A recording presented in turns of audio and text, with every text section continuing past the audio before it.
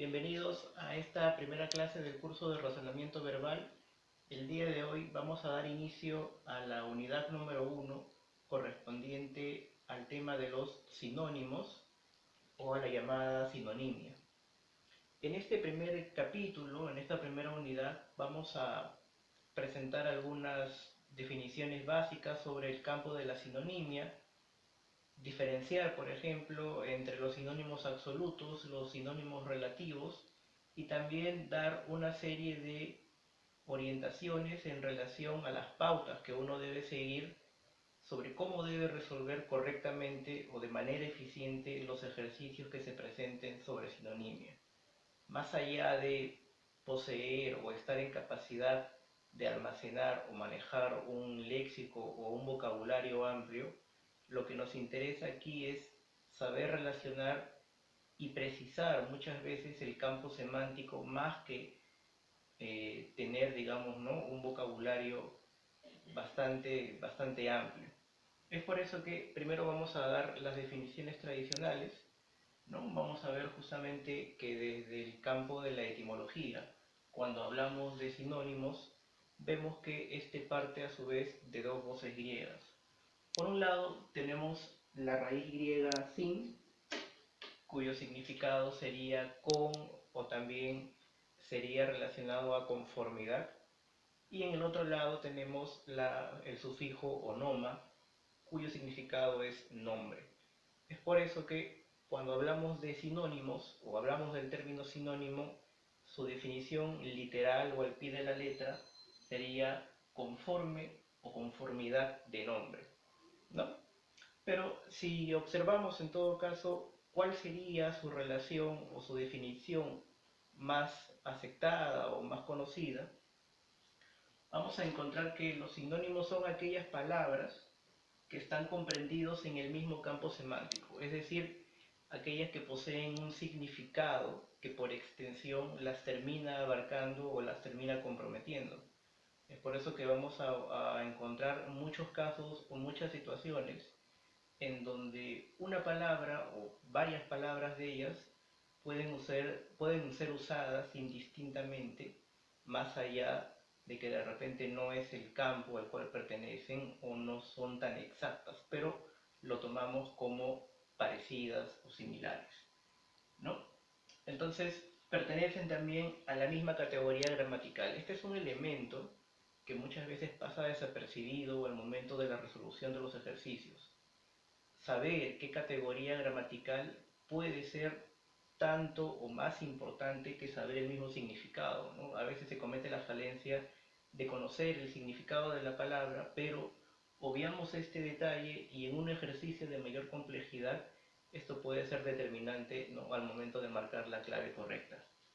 Y primordialmente, también nos dicen acá, expresan significados parecidos, que sería lo más correcto, lo más lógico, ¿no?, o lo más sensato decir, o iguales. En el caso de que se hable de significados iguales, estaríamos hablando de un número de sinónimos muy reducido, ¿no? Ejemplos que encontramos acá, el caso de la palabra pena y el caso de la palabra congoja.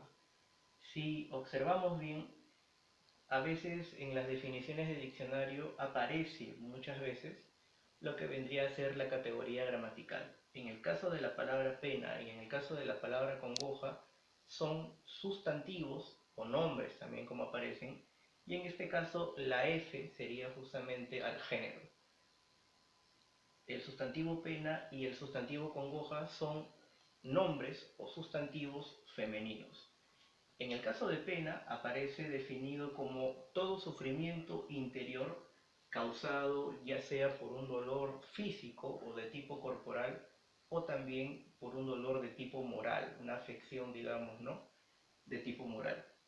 Mientras que congoja es el desmayo, la fatiga y aflicción del ánimo. Digamos que en este caso ambas palabras son sinónimos, pero podemos ver que existe en todo caso, ¿no?, un campo semántico en el caso de sufrimiento, en el caso de aflicción, pero siempre se diferencia, ¿no? En el caso de pena es mucho más amplio, porque abarca tanto el dolor físico como el dolor, digamos, espiritual o moral en este caso, mientras que en el caso de la palabra congoja está ligado exclusivamente al estado del ánimo, ¿no? Y eso es bueno precisarlo para limitar muchas veces el uso o el empleo de sinónimos en determinadas situaciones. Vamos a ver ahora lo que corresponde a las clases de sinónimos.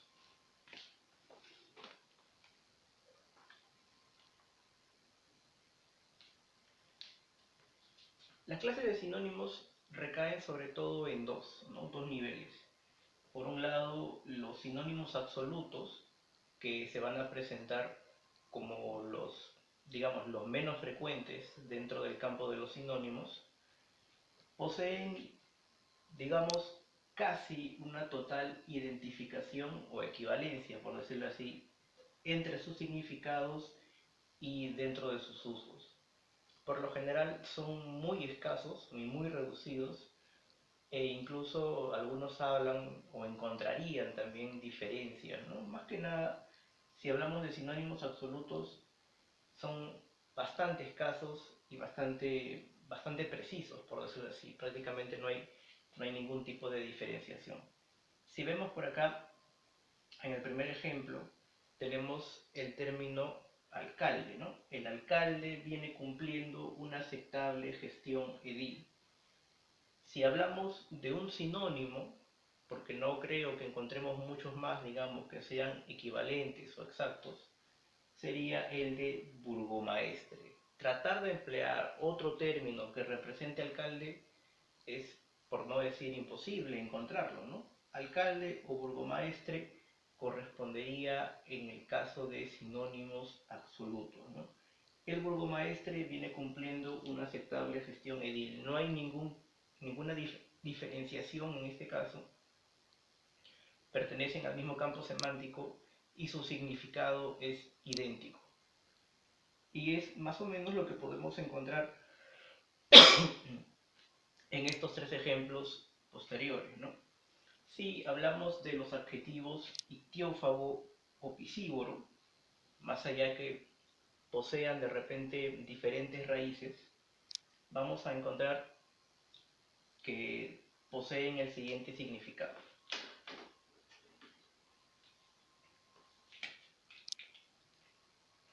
Ictio se refiere a pez, ¿no? O a la vida, digamos, marina, y fago es comer.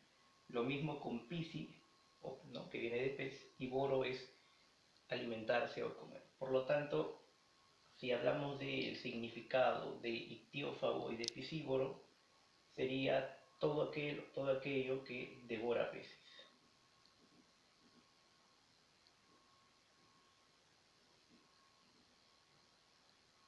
En el caso de la palabra alalia o la palabra afasia, hablamos de una condición, una discapacidad.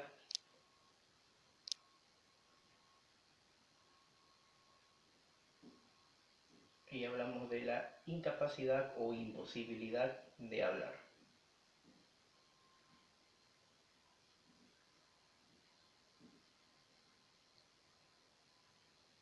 Mientras que cubo o hexaedro, en términos, digamos, ¿no?, geométricos, aludiría a una figura geométrica de 6 caras.